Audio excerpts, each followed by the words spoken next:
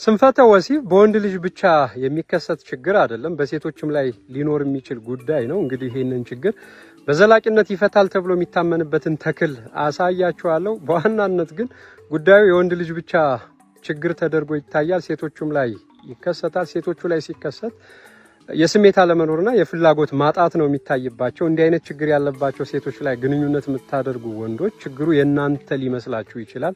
በግልጽ እስካልተነጋገራችሁ ድረስ ሴቷ በግልጽ እንዲህ ነው ብላ ካልነገረቻችሁ አታውቁትም። እንደ ወንድ ልጅ አፍረተ ስጋ አቅም ማጣትና ለግንኙነት ዝግጁ አለመሆን ስለማይታይበት ማለት ነው። እነሱ ላይ ገደብ ስለሌለው ብቻ ስሜት ብቻ ነው የማይኖራቸው። ስለዚህ ደስተኛ የማይሆኑ ከሆነ የስሜት ማጣት ስታዩባቸው ያው ደስተኛ አላረግኳቸውም ብላችሁ እንድታስቡና በእኔ ላይ ችግር አለ ብላችሁ እንድታምኑ ያደርጋል። አብዛኛውን የስንፈተ ወሲብ ችግሮች ደግሞ ሳይኮሎጂካሊም ናቸው። አንዳንዶቹ በጤና መጓደል ረጅም ጊዜ በሚወሰዱ መድኃኒቶች የጎንዮሽ እንደሚመጡት ሁሉ ስንፈተ ወሲብ ስንል መንስኤውንም ለይቶ ማወቅ ያስፈልጋል። መንስኤውን ስታውቁት ያው የምትወስዷቸው መፍትሄዎች ሊሰሩላቸው ይችላል። ተሎ የመጨረስ ችግር ሲያጋጥማችሁ ወንዶች አሁን የቴስቴስትሮን ሌቭላችሁ የጡንቻ ሆርሞናችሁ እየተዳከሙ ሲመጡ እንደዚህ አይነት ነገር ሊኖር ስለሚችል በተፈጥሮ የሚነገሩ ነገሮችን በማድረግ ችግሮቻችሁን በቤታችሁ መፍታት ይቻላል። በዋናነት ግን በጣም ዝነኛና ስመጥር የሆነው ተክል ይሄ ነው። ይሄ ጠጠብ ነው የሚባል ጠጠብ ስንል ሙታንሳ ጅሉዋት ምናምን ከሚባሉ መደብ ይሄ የሳይጣን ሙቀጫ ከምንላቸው መደብ የሚመስላችሁ ሰዎች ሊኖራችሁ ይችላል። ይሄ ግን ልቃቂት ከምንለው የምድር ልቃቂት የምንላቸው የለም። መሬት ለመሬት ይበቅሉና መሬትን እየሰነጠቁ የሚወጡ ተክሎች ማለት ነው። ቀይ ሀረግ አለው እንደዚህ ማለት ነው። አያችሁ ሰልፊ ስለሆነ ቀይ ነው። መሬት ለመሬት ነው የሚሄደው እንደዚህ እየተዘረጋው።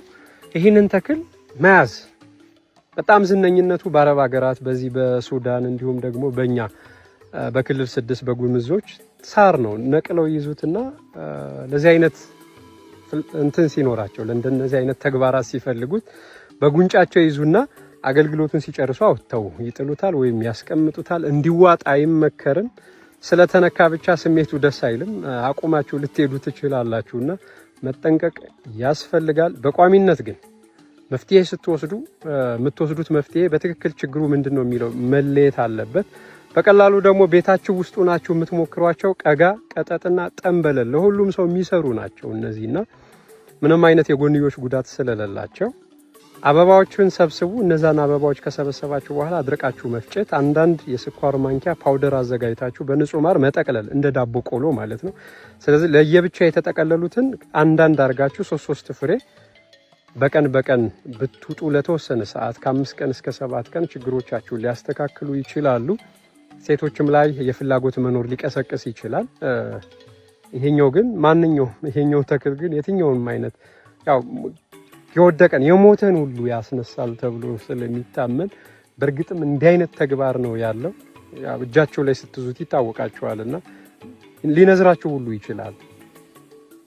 አጠቃቀም ላይ ቻሉ አቷጡት። ተፈጥሮ ፕሮዳክቷን ነው ፍሬዋን ነው ብሉኝ ያለች እንጂ እናቱን ዘሩን አታጥፉ። ይሄ ለምለሙ ነው የምታዩት ከሰው ልጅ ንክኪ ነፃ የሆነ የሰው ልጅ ስለማይደርስበት ነው እንጂ በዚህ አሁን ክረምት ባጣንበት ወቅት እንዲህ አይነት ለምለም ቦታ አታዩም ነበረ። ሰው ካየው ያው አውሬ ያየው አይደለ? እናጠፋዋለንና ፍሬዋን ብቻ ብሉ፣ እናቷን ጠብቁ፣ ተፈጥሮን ተንከባከቡ። የገበሬው ልጅ ዮሐንስ ሽፈረው ነኝ። ሰላም።